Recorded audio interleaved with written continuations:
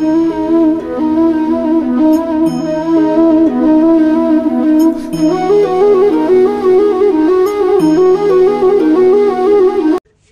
நம்ம பார்க்க போகிற திவ்ய தேசம் திருக்குடந்தை.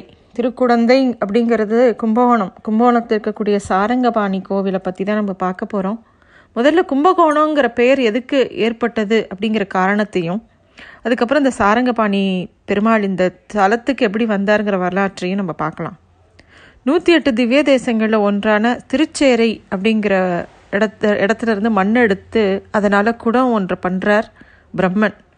அதாவது உலகத்தில் இருக்கக்கூடிய ஜீவராசிகளோட எல்லாத்தையும் அந்த கும்பத்துக்குள்ளே போட்டு மேருமலையில் உச்சியில் வைக்கிறார். சதுர்யுகத்தோட முடிவும் போது அண்டங்கள் எல்லாத்துலேயும் ஒரு பெரு வெள்ளம் சூழ்ந்தது. அப்போது மேருமலை உச்சியில் வைக்கப்பட்டிருந்த அந்த கும்பம் நீரில் அப்படியே அடித்து வரப்பட்டு இப்போதே இருக்கக்கூடிய அந்த கும்பகோணம் அப்படின்னு நம்ம சொல்லக்கூடிய இடத்துக்கு வந்து தங்கிறது. தேவர்களோட விருப்பத்தின்படி சிவபெருமான் ஒரு அம்பெடுத்து கும்பத்தை உடைச்சிட்டார். கும்பத்திலிருந்து வெளிப்பட்ட எல்லா ஜீவராசிகளும் அப்படியே பூமியில் பல இடங்களுக்கு படிஞ்சு திருப்பியும் உயிரினங்கள்லாம் தோன்ற ஆரம்பிச்சது. இந்த உயிரினங்களோட வித்துக்கள் மட்டும் இல்லாமல் அமுதமும் இந்த கும்பத்திலேருந்து வெளிப்பட தொடங்கித்து. அப்படி வெளிப்பட்ட அமுதம் 2 பகுதிகளாக பிரிஞ்சு ஒரு பகுதி மகாமக குளத்துலேயும் இன்னொரு பகுதி சாரங்கபாணி திருக்கோவில் இருக்கக்கூடிய பொற்றாமரை குளத்துலேயும் கலந்தது. உடைஞ்ச கும்பத்தோட ஓடுகள் அங்கே கொஞ்சம் அமுதமும் சேர்ந்து இருந்த இடம்தான் கும்பேஸ்வரர் அப்படிங்கிற சிவலிங்கமாக மாறித்து அப்படின்னு சொல்லுவாள். இந்த உடைஞ்ச கும்பத்தோட ஞாபகமாக தான் இந்த இடத்துக்கு கும்பகோணம் அப்படிங்கிற பெயர். அதுவே காலப்போக்கில் மருவி குடந்தை அப்படிங்கிற பெயர் வந்தது. பெருமாளும் தாயாரும் இந்த பூமியில் அவதாரம் பண்ணின கதையை பற்றி பார்க்கும்போது ஒரு சமயம் ரிஷிகள் எல்லாருமா சேர்ந்து தபஸ் பண்ணுறா. அப்போது அவள்லாம் வந்து ஒரு யாகம் பண்ணணும் அப்படின்னு முடிவு பண்ணுறா. யாகத்தோட ஆவிர்வாகத்தை மும்மூர்த்திகளில் யாருக்கு கொடுக்கறது அப்படின்னு அவளுக்குள்ள ஒரு தர்க்கம் ஏற்பட்டது. எல்லாரும் ஆலோசிக்கிறா. அப்போது பிருகு மகரிஷியை பணிஞ்சு தகுந்த முடிவு அவர் தான் சொல்லணும்னு வேண்டிக்கிறா. பிருகு மகரிஷியும் அதுக்கு ஒரு முடிவு சொல்கிறேன் அப்படின்னு சொல்லி ஒப்புத்துக்கிறார். மும்மூர்த்திகளையும் சோதித்து பார்த்துட்டு அப்புறமா முடிவு சொல்கிறேன் அப்படிங்கிறார். முதல்ல பிரம்மா இருக்கக்கூடிய சத்தியலோகத்துக்கு போகிறார். அப்புறமா சிவன் இருக்கக்கூடிய கைலாய மலைக்கு போகிறார். ஆனால் பிரம்மாவும் சிவனும் முனிவரை ஏறெடுத்து கூட பார்க்காம இருந்ததுனால கொஞ்சம் கோபம் வந்துடுத்து அவருக்கு. சரி, நேராக வைகுண்டம் போகிறார். அப்போ திருமாலும் திருமகளும் ஏதோ விவாதத்தில் பேசின்னு இருக்கா. அதனால் முனிவருக்கு ரொம்ப கோபம் வருது. யாருமே தன்னை கவனிக்கலைங்கிற கோபம் பெருசாக இருக்குது. அதனால் கோபத்தோட உச்சிக்கே போன முனிவர் மகாவிஷ்ணுவோட மார்பில் எட்டி உதைச்சுட்டார். அதனால் ஸ்ரீமன் நாராயணன் முனிவர் மேலே கொஞ்சம் கூட கோபம் கொள்ளலை, தன்னை எட்டி உதைச்சாரே அப்படின்ட்டு. அதுக்கு பதிலாக முனிவரோட பாதம் வலிக்க போகிறதே அப்படின்னு கவலைப்பட்டு அவரோட பாதங்களை பிடிச்சு விட்டாராம். பெருமாளோட இந்த செயல் வந்து பிருகு மகரிஷியை ரொம்ப யோசனை பண்ண வச்சது, சாந்தப்படுத்தித்து. திருமாலுக்கே இந்த எல்லா ஆவிர்வாகத்தோட பலனும் கொடுக்கணும் அப்படின்னு சொல்லிட்டு முடிவுக்கு வரார் பிருகு மகரிஷி. இந்த விஷயத்தை நம்ம கொஞ்சம் கூர்ந்து கவனிக்கணும். பெருமாள் எதனால் பிருகு மகரிஷியோட காலை பிடிச்சு விட்டார், அவர் இதுக்கு என்ன காரணம் அப்படின்னு நம்ம யோசிக்கணும். பகவானோட சம்மந்தம் இல்லாமல் ஒரு அணுவும் அசையாது. அப்படி இருக்க முனிவரோட வருகையும் அவரோட கோபமும் அவருக்கு தெரியாதா என்ன? பிருகு முனிவருக்கு சிவபெருமானுக்கு எப்படி நெத்தியில் 3வது நெற்றிக்கண் இருக்கோ அது மாதிரி பிருகு முனிவருக்கு பாதத்தில் ஒரு கண்ணு உண்டாம். தாங்கிட்ட 3வது கண் இருக்குது அப்படிங்கிற ஆணவத்திலேயே பிருகு முனிவர் ரொம்ப அகங்காரத்தோடு இருந்தாராம். அதை அடக்க வேண்டிய தருணம் வந்துடுத்துன்னு பெருமாளுக்கு தோணித்து. அப்போது முனிவர் வந்து எட்டி உதைக்கும் போது அந்த பாதங்களை பிடிச்சு அவரோட 3வது கண்ணான அந்த அகங்காரத்தை தன்னோட விரலால் நசுக்கி தூக்கி போடுறார். அப்போ பிருகு முனிவருக்கு பகவானோட ஸ்வரூபம் அப்போ தான் தெரியறது.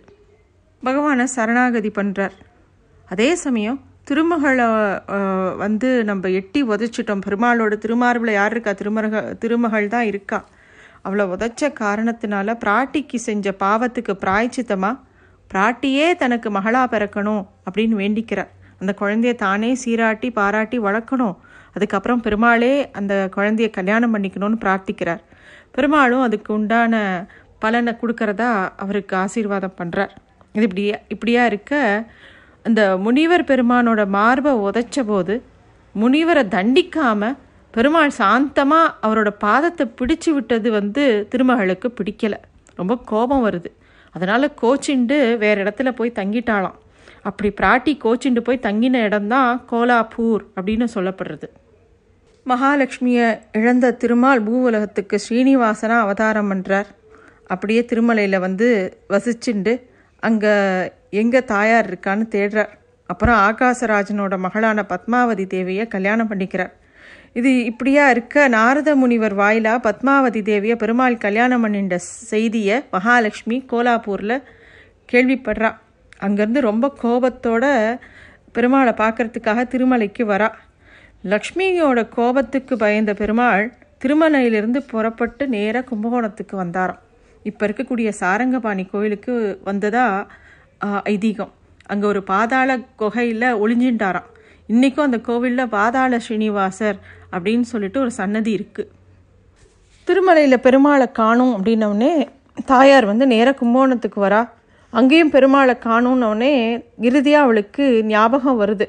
அதாவது பெருமாள் பிருகுமணிவருக்கு ஒரு வரம் கொடுத்துருக்காரு இல்லையா, திருமகளே உனக்கு மகளா பிறப்பா, அவளை நான் கல்யாணம் பண்ணிக்கிறேன்னு. அந்த விஷயம் திருமகளுக்கு ஞாபகம் வருது. அதே மாதிரி அவள் சாரங்கபாணி கோவில் இருக்கக்கூடிய பொற்றாமரை குளத்தில் சின்ன குழந்தையா அவதாரம் எடுக்கிறா. இதற்கிடையில் பிருகு மகரிஷி கும்பகோணத்தில் ஹேம மகரிஷிங்கிற பெயரில் பிறந்திருக்கார். பொற்றாமரை குளத்தில் போன அந்த ஹேம மகரிஷி அங்கே ஒரு பெண் குழந்தை இருக்கிறத பார்த்து அதை தன்னோட குடிலுக்கு எடுத்துன்னு வர்றார். அந்த குழந்தைக்கு கோமளவள்ளி அப்படின்னு திருநாமம் சூட்டி அந்த குழந்தைய நன்னா வளர்க்குறார். கொஞ்ச காலம் போகிறது. ஒரு மகர சங்கராந்தி அன்னைக்கு வைதீக விமானத்தில் பெருமாள் ஹேம மகரிஷிக்கும் கோமளவள்ளிக்கும் காட்சி கொடுக்குறார். அப்புறம் கோமளவள்ளியை கல்யாணம் பண்ணிக்கிறார். அன்றையிலிருந்து எம்பெருமான் சாரங்கபாணி கோலத்தோட உத்தான சயனத்தில், அதாவது ஆதிசேஷனோட சயனத்தில் கைகளை ஊன்றினபடி எழுந்திருக்கிற திருக்கோலத்தில் சேவை சாதிக்கிறார். இந்த கோவிலில் பல விசேஷங்கள் உண்டு. அவசியம் சேவிக்க வேண்டிய முக்கியமான ஸ்தலம்.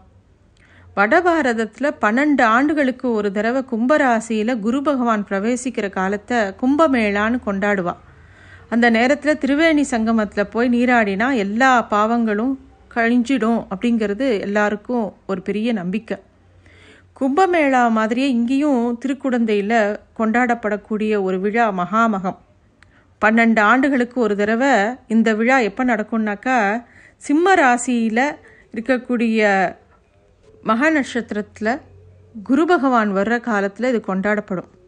அப்போ இந்தியாவில் இருக்கக்கூடிய புண்ணிய நதிகளான கங்கை, யமுனை, சரஸ்வதி, சிந்து, சரயு, நர்மதா, கிருஷ்ணா, கோதாவரி, காவேரி எல்லாரும் இந்த மகாமகா தினத்தன்னைக்கு சாரங்கபாணி கோயில் இருக்கக்கூடிய கோமளவள்ளி தாயார் எங்கே அவதாரம் பண்ணினாலோ அந்த பொற்றாமரை குளத்துலேயும் மகாமகா குளத்தில் அவள் சேருவாங்கிறது ஐதீகம்.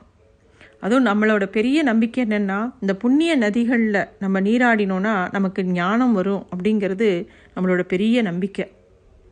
இந்த கோவில் மட்டும் இல்லை, இந்த க்ஷேத்திரமே, இந்த ஊரே ரொம்ப ஒரு திவ்யமான க்ஷேத்திரம் இது. எல்லா கோவில்களுக்கும் நம்ம போனோன்னா முதல்ல பார்க்கறது கோபுரம்தான். அந்த ராஜ கோபுரத்தை பார்க்கும்போதே நம்ம மனசுக்குள்ள ஒரு பெரிய பக்தி எழும். இந்த கோவிலோட ராஜகோபுரத்தை கட்டினவனுக்காக ஆறாமுதன் இன்னொரு முக்கியமான கடனை நிறைவேற்றுறார். அது என்ன கடன் அப்படிங்கிறது நம்ம கண்டிப்பாக தெரிஞ்சுக்கணும். அது நாயக்கர்கள்லாம் ஆண்டுன்னு வந்த காலம். தென்பகுதி முழுக்க அவள் தான் தன்னோட கட்டுப்பாட்டுக்குள்ளே வச்சுட்டு இருந்தா.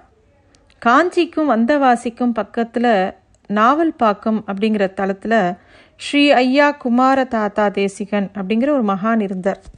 அவர் வேதம்லாம் படித்த பெரிய பரம ஞானி. அவர் எல்லாருக்கும் வேதம் சொல்லி கொடுக்கறது, பாசுரங்கள் சொல்லி கொடுக்கறதுன்னு அங்கே ஒரு பெரிய ஞானியாக அவர் இருந்தார். அப்போது ஆட்சி புரிஞ்சுன்னு வந்த அச்சுதப்ப நாயக்கர் அப்படிங்கிறவர் இவரோட பெருமையை கேட்டு இவரையே தன்னோட குருவாக இருக்கும்படி அவர்கிட்ட தலைவணங்கி அவரை குருவாக ஏற்றுக்கிறார். அச்சுதப்ப நாயக்கருக்கு அப்புறமா அவரோட புள்ள ரகுநாத நாயக்கர், அப்புறம் விஜயராகவ நாயக்கர் 3 தலைமுறையாக அவரோட சிஷ்யாலாக இருக்கா. அதே சமயம் குடந்தை சாரங்கபாணி கோயில் வாசலில் ஒரு பக்தன் கண்ணில் அப்படியே நீர்த்துளிகளோட வானத்தை பார்த்துன்னு நிற்கிறான். முழங்கால் அளவுக்கு வேட்டி, இடுப்பில் ஒரு துண்டு, கட்டு குடுமி, நெத்தி நிறைய திருமண்ணோடு நின்றுட்டுருக்கான். அங்கே அவனை பார்க்குறவாலாம் ரொம்ப விஷமமாக அவனை பார்த்து கேட்பா. என்ன கேட்பா அப்படின்னா, என்னடா பார்க்குற, யாராவது மேலே போகிறாளா அப்படின்னு கேட்பா. ஏன்னா அவன் அப்படியே ஆகாசத்தை பார்த்துட்டே இருப்பான். அப்போது அந்த பிள்ளை பேர் என்னன்னாக்கா லக்ஷ்மி நாராயணன்னு பேர் அந்த பிரம்மச்சாரிக்கு. அவனும் அவனை பார்த்து அவள் கேட்குறவாளுக்கெலாம் ஒரு பதில் சொல்லுவான். என்ன அப்படின்னா, ஆமாம், இன்னைக்காவது ஒரு நாள் வானம் முட்டுற அளவுக்கு கோபுரம் பெருமாளுக்கு எப்போ வரும்னு பார்க்குறேன். ராஜா மட்டும் மாளிகையில் ஒசரமாக இருக்கார், நம்ம சாரங்கராஜனுக்கு மட்டும் ஏன் மொட்டை கோபுரமா? வரட்டும் கேட்குறேன் அப்படின்னு விளக்கம் சொல்லுவான். அவனுக்கு என்ன எண்ணம்னா, சாரங்கபாணிக்கு பெரிய கோபுரம் கட்டி பார்க்கணுங்கிறது தான் அவனோட எண்ணம் எல்லாம். இவனோட எண்ணத்தை பார்த்து மித்தவாளுக்கெல்லாம் கேலியாக இருக்கும். சரி சரி, உனக்கு ஒரு இடத்த பார்த்துக்கோ, அப்புறமா பெருமாளுக்கு திருமாளிகையெல்லாம் கட்டலாம் அப்படின்னு சில பேர் சொல்லுவா. சில பேர் கட்டிக்கவே உனக்கு துணி இல்லை, இதில் கோபுரம் கட்டுவியா அப்படிங்கிற மாதிரி சில பேர் சொல்லுவா. ஆனால் அதெல்லாம் அவன் காதில் விழவே இல்லை. அவனுக்கு எப்பவும் சாரங்கபாணியை பற்றின நினப்பு தான். அப்போது அவனுக்கு யார்கிட்ட கேட்கறது, யார்கிட்ட போய் பொருள் கேட்கறது அப்படிங்கிற எண்ணம் எப்போ பாரு இருக்கும்.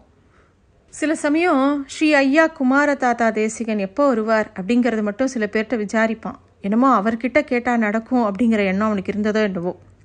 அப்போ சில பேர் அப்போ கூட அவனுக்கு கிண்டல் பண்ணுவா. வாசல்லையே நின்றுண்டேரு, வந்துடுவார் அப்படின்னு சில பேர் சொல்லுவா. அதையும் நம்பினான்.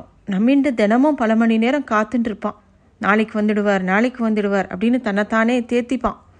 ஆறாமுதா சாரங்கராஜா அப்படின்னு பாடி பாடி அந்த பாசுரங்கள்லாம் பாடிட்டு அவரையே மனசில் நினச்சிண்டு எப்போ தன்னுடைய குரு வருவார் அப்படின்னு அவன் அங்கே நின்றுட்டே இருக்கான். அந்த நாளும் வந்தது. அவனுடைய குரு ஒரு நாளைக்கு அந்த கோவிலுக்கு வரார். அவரை பார்த்தவொடனே சாஷ்டாங்கமாக சேவிக்கிறான். அவரும் இவனை பார்த்து கடாட்சம் பண்ணுறார். ஆனால் எதுவும் பேசிக்கலை. ரெண்டு பேரும் ஒரு ஜன்மாந்திர பந்தம் அவளுக்குள்ளே பார்க்கும்போதே ஒருத்தருக்கு ஒருத்தர் தெரிஞ்சது. அந்த முதல் தரிசனம் லக்ஷ்மி நாராயணனை மனசுக்குள்ளே முற்றிலும் மாற்றி இருந்தது. அவனுக்கு ரொம்ப தெளிவும் அமைதியும் அவனுக்குள்ளே வந்தது. அவர் கூடவே இருந்து கைங்கரியம் பண்ணுறான்.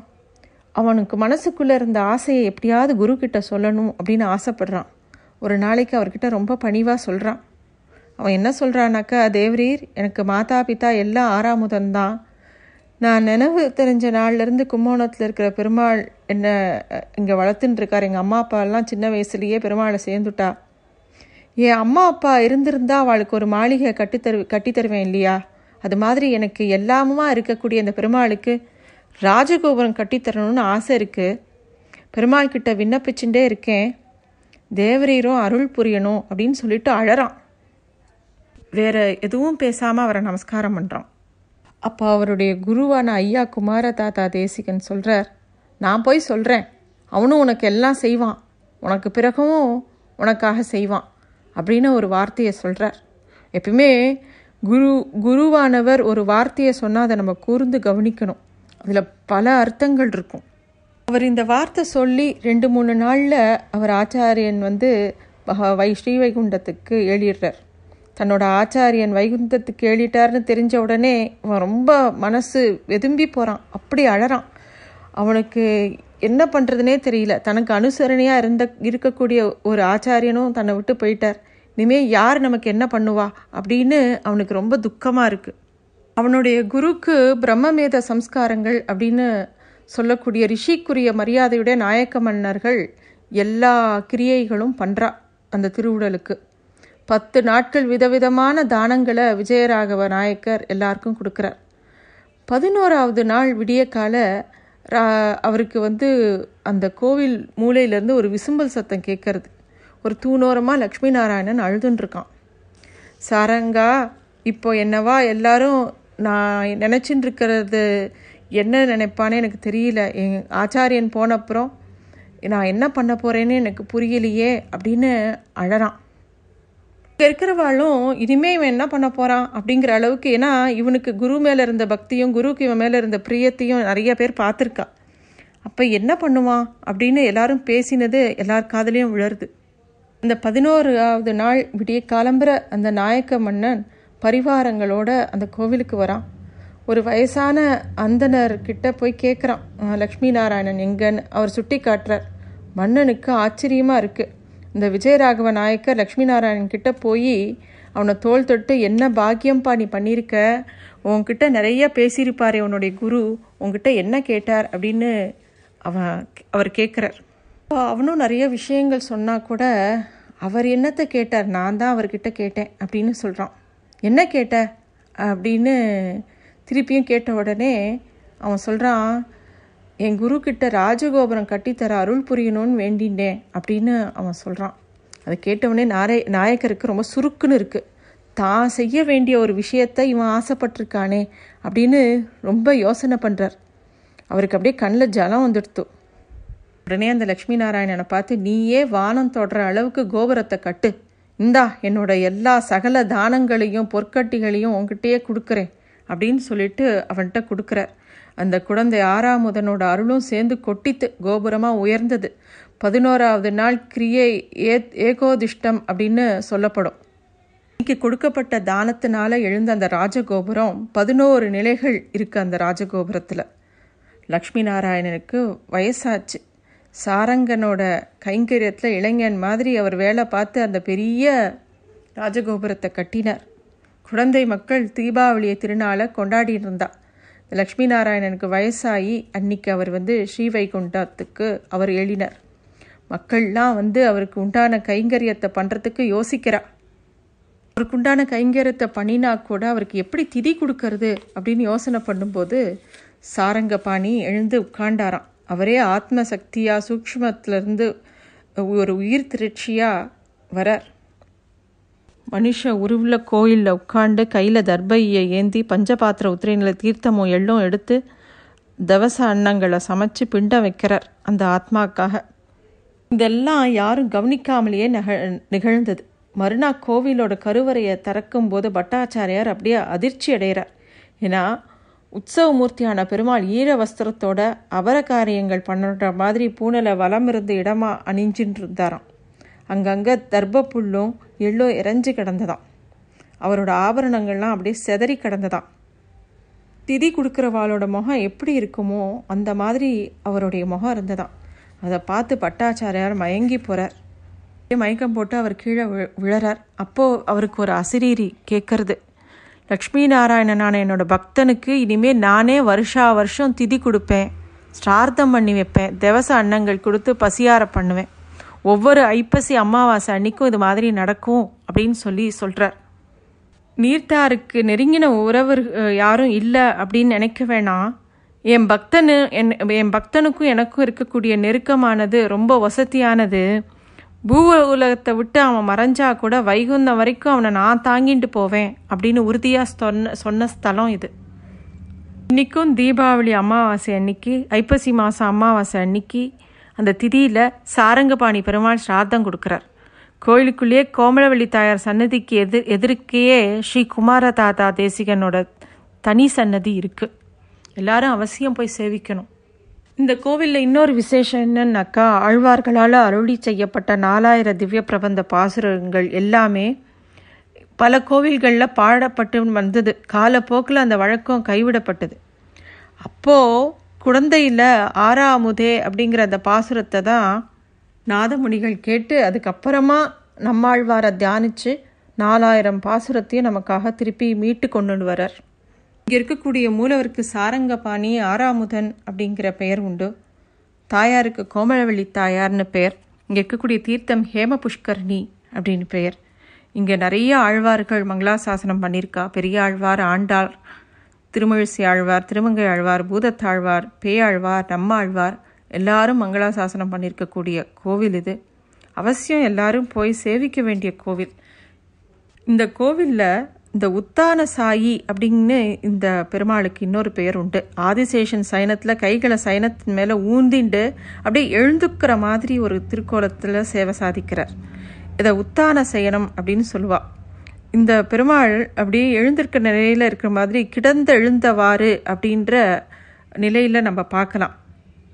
கச்சி திருவெட்கா அப்படிங்கிற திவ்ய தேசத்தில் திருமழிசை ஆழ்வார் தன்னோட சீடன் கணிக்கண்ணனுக்காக பெருமாளையே பைனாகப்பை சுருட்டி கொண்டு வா அப்படின்னு சொல்லி பெருமாளையே கிளம்பி வர சொன்னார். அதே மாதிரி ஆறாமுத பெருமாளை பார்த்து கிடந்தவாறு எழுந்து பேசுன்னு கட்டளையிட்டாராம். உடனே ஆறாமுதனும் உத்தான சாயி நிலையிலேயே அன்னையிலிருந்து இன்னி வரைக்கும் சேவை சாதிக்கிறார். தன்னோட சொல்ல கேட்ட பரமன ஆழ்வார் வாழிகேசனே அப்படின்னு வாழ்த்தினாராம். இப்பேற்பட்ட திவ்ய தேசத்தை எல்லாரும் போய் கண்டிப்பாக சேவிக்கணும். ரொம்ப விசேஷமான திவ்ய தேசம் இது. நன்றி.